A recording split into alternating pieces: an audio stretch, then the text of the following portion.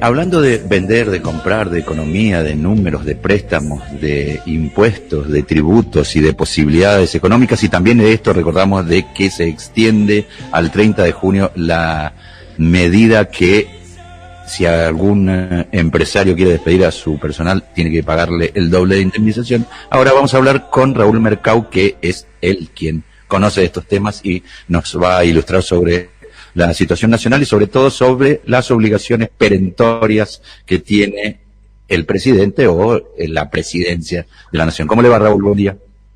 Buen día, Ariel, ¿cómo estás? Bien, gracias, bien, muy bien.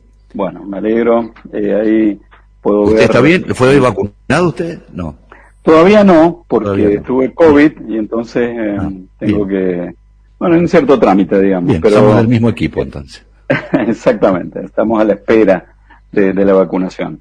Bueno, presté bastante atención a la nota antes de las noticias, estas declaraciones del presidente Alberto Fernández, que es interesante verlo como un ser humano, ¿cierto? Es decir, detrás de estas figuras tan emblemáticas como el presidente de una nación hay un ser humano. Entonces, la imagen que yo me imaginaba hoy pensando en las preocupaciones del presidente es que el presidente Fernández tiene en su mesa de luz una lista de problemas que debe enfrentar cada mañana, se despierta y uno lo imagina el presidente después de una noche de descanso, despertarse, mirar la nota y fruncir el ceño, ¿cierto? Porque los desafíos son muy grandes. Sin embargo, a pesar de esto, hay buenas noticias. Una ya la dijiste, que es la evolución de las exportaciones, que ha permitido además al Banco Central comprar una gran cantidad de dólares para poder fortalecer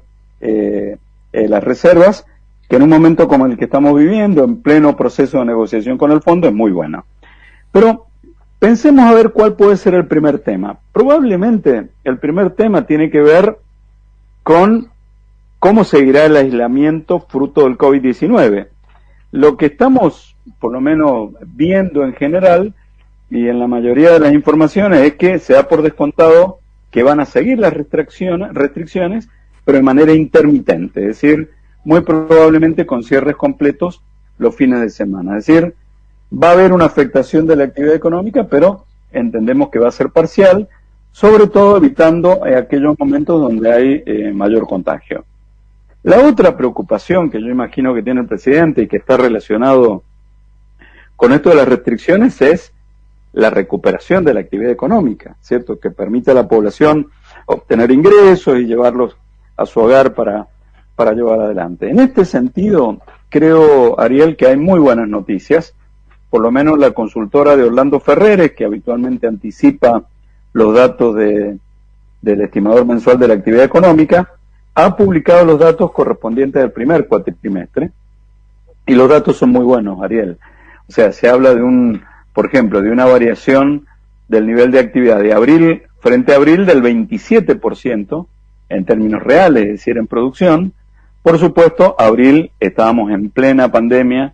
Recordemos que hacia fines de marzo se declaró el aislamiento social preventivo y obligatorio. Sí, el tema es que esto, Raúl, y a ver si nos puede orientar. A ver, esto que a algunos sectores le viene muy bien y que, bueno, la recaudación aumenta, el Banco Central hace espalda con los dólares.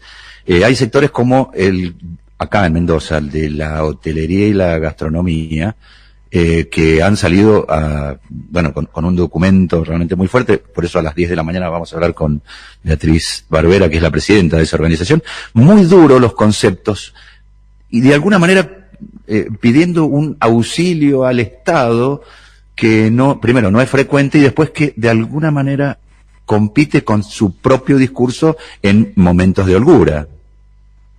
Claro, hay que entender también que toda la actividad que estuvo relacionada con el turismo, con el sector gastronómico, con los hoteles, sufrieron un golpe muy importante durante el año 2020.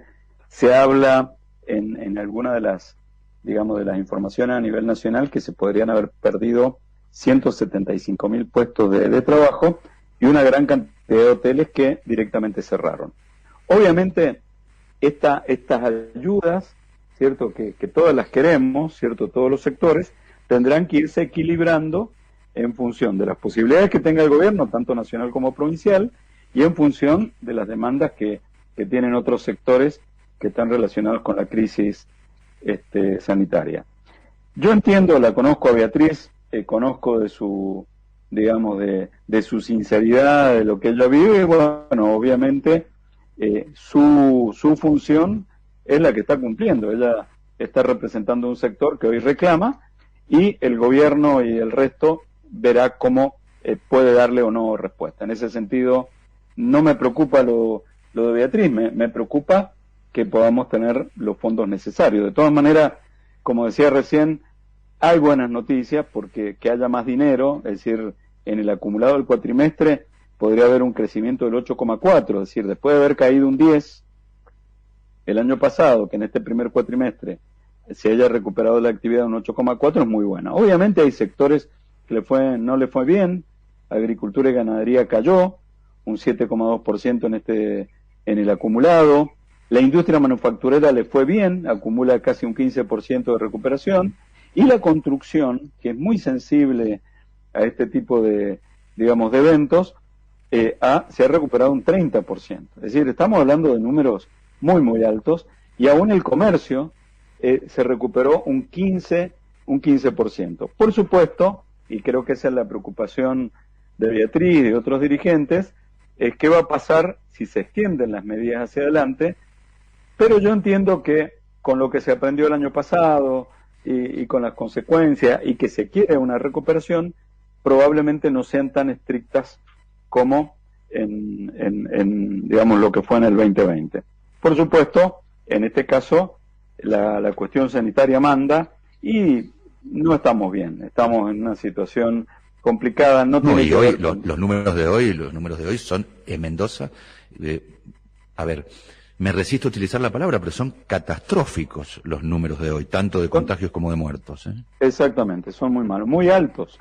La cantidad de muertos y la cantidad de casos, estamos, ¿cierto?, nuevamente en récord de información. Es lamentable. Volviendo a la preocupación del presidente, que seguramente estos datos de las provincias los va siguiendo de manera constante porque determina un poco el accionar que van a tener. Recordemos que este fin de semana termina esta restricción. Tiene que ver con la deuda externa, ¿sí? Y no específicamente con el fondo, aunque se relaciona, sino algo que habíamos hablado creo que la semana anterior también, que es la negociación con el Club de París. Recordando un poco lo que es el Club de París, ¿cierto? No tiene nada que ver con el glamour de París, el Sena, sino que es un espacio de discusión y negociación entre acreedores oficiales y países deudores. Y su función es renegociar en forma coordinada y conjunta la deuda externa de los países deudores con dificultades de pago, ¿cierto? Su creación tiene mucho que ver con la Argentina, porque la primera reunión informal fue en el año 1956, cuando Argentina estuvo de acuerdo con efectuar un encuentro con todos sus acreedores para poder compensar deudas y hacer un trabajo conjunto. Las reuniones se realizan en París 10 o 11 veces al año y ya llevamos más de 1000 acuerdos con cerca de 100 países deudores. Actualmente hay 22 miembros, principalmente son países desarrollados de Europa, pero también lo forman parte Japón, Australia, Estados Unidos, entre otros, que son muy importantes. ¿Qué pasa con Argentina? Argentina y el Club País van a ingresar el próximo lunes, 31, en tiempo de descuento. ¿Qué significa esto? Que vence una deuda de 2.400 millones, que le debemos principalmente a dos países, a Japón y Alemania, sí, que tienen digamos, los mayores montos, y lo que se va a tratar en estos 60 días que se tienen es llegar a una aprobación por parte de este organismo financiero de un plazo extra para la Argentina, ¿sí? Lo que se espera es lo que se llama un puente de tiempo que permita un periodo extra de 2 o 3 meses más para liquidar el pago o reabrir una renegociación, ¿cierto? Lo que se llama técnicamente un rollover, es decir, volver a contratar la deuda, no pagarla, sino tener un nuevo título. Para que esto ocurra, Ariel, es muy importante que en junio llegue una misión del Fondo Monetario. ¿Por qué esto es así? Porque los mismos que están en el Club de París son los que votan también en el fondo y están siguiendo muy de cerca. Esto que decían más temprano, que el presidente decía que conversar con el fondo no significa estar en el fondo, pero obviamente el presidente está mirando de lograr un acuerdo que sea beneficioso, ¿cierto? Recordemos que el ministro Guzmán dijo que con las tasas que pedía el Club de París era impagable en su momento, y creo que esta es la filosofía. Y lo bueno es que esta semana hubo una charla con Angela Merkel, que es un paso importante para conseguir este puente, y lo que faltaría ahora es la aprobación de Japón, como decíamos recién, porque entre Alemania y Japón se acumula casi un tercio de la deuda con el organismo. En síntesis, creo que por este lado es una preocupación para el presidente, pero hay buenas noticias. Las negociaciones vienen bien. La otra preocupación que yo me imagino que el presidente en pijama, ¿cierto?, mirando esa lista, es la inflación, ¿cierto? Y uno de los problemas de la inflación es que cuando hay exceso de gasto sobre los ingresos, como lo que ha provocado la pandemia, es decir, se gasta más de lo que se recauda, se financia emitiendo dinero. No hay otra manera, es decir, por más que uno sea un ideólogo anti-emisión monetaria, en esta circunstancia es imposible hacerlo de otra manera. Pero acá hay una cuestión interesante, porque para evitar que esta emisión impacte en precios y dólares, es decir, cuando sobra plata la gente va a comprar bienes o va a comprar dólar blue, el Banco Central saca dinero colocando bonos, se llaman generalmente los LELIQ o los pases, ¿sí?, en los bancos. ¿Cómo es lo operatorio? El Banco Central les da bonos que rinden un 38% anual más o menos, y el banco le da dinero, ¿cierto? ¿Qué ha sucedido? Y ese es un dato que por ahí no es resaltado por muchos de los economistas ortodoxos, que es que la política ha sido de marcada prudencia fiscal durante estos meses y monetaria, sostenida por el gobierno desde la correa cambiaria de octubre, todos recordaremos, donde tuvo como contracara un salto en el stock de pasivos remunerados del Banco Central. La fuerte absorción de pesos que realiza el Banco Central, ¿qué ha permitido? Ha permitido que la base monetaria durante este año haya crecido, es decir, la cantidad de dinero, la que dispone el público, solamente un 2%. ¿Esto impactó en la inflación? No, porque ya llevamos acumulado un 20%, con lo cual, por lo menos en el muy corto plazo, la relación entre cantidad de dinero e inflación no es directa, lo va a ser en el largo plazo. Pero en este caso, el gobierno está haciendo los deberes, tanto Hacienda como el Banco Central. ¿Qué ha pasado? ¿Qué ha pasado? Han habido algunos datos importantes para que esto ocurra. Primero, que ha aumentado la recaudación y se han bajado un poco ha disminuido el gasto por COVID, ¿cierto? Es decir, el déficit primario acumula un 0,2% del PBI, es decir, bastante bajo en el cuatrimestre, cuando pensamos que el año pasado fue del 2,6, es decir, 10 veces más de lo que es en este primer momento. Y además, la ayuda, la asistencia al Fondo Monetario cayó al 0,5% del PBI, es decir, en datos que algunos podrían comparar con los primeros años de Macri, y mucho menor, ¿cierto?, que en otras circunstancias, cuando algún, digamos, partidario del PRO quiere comparar números. ¿Cuál es la otra noticia? A ver, Argentina no solo tiene deuda externa, sino también tiene que pagar ahora, tiene un calendario abultado de 1.300 billones de pesos, pero el Banco Central va a permitir que los LELIQ que tienen para cubrir lo que se llama el encaje, lo puedan reemplazar con bonos del Tesoro, que en este caso le va a dar más liquidez. Obviamente, a ver, pero tradúzcanos, Raúl, a ver. La idea es así. Hoy el Banco Central le pide a los bancos que tengan un fondo de liquidez frente a cualquier pedido. Es decir, si vos depositas, por ejemplo, 100 pesos, los bancos no pueden prestar todo. Tienen que guardarse una parte que se llaman reservas de liquidez o requerimientos de liquidez. Hoy, esos requerimientos se guardan parte en dinero y parte en bonos como los del LELIQ, ¿cierto? Sí. Que se pueden obtener rápidamente del Banco Central. Lo que ha hecho el Banco Central ahora es permitir que algunos LELIQ, que es importante bajar el monto porque es bastante alto, puedan reemplazarse por bonos del Tesoro. Por supuesto, algunos han salido a criticar, Sandleris, en este caso, que fue el último presidente del Banco Central de esta medida, porque está preocupado que pueda haber una conexión entre algún default interno y alguna crisis del mercado financiero, pero entendemos que eso, por lo menos por ahora, no va a pasar.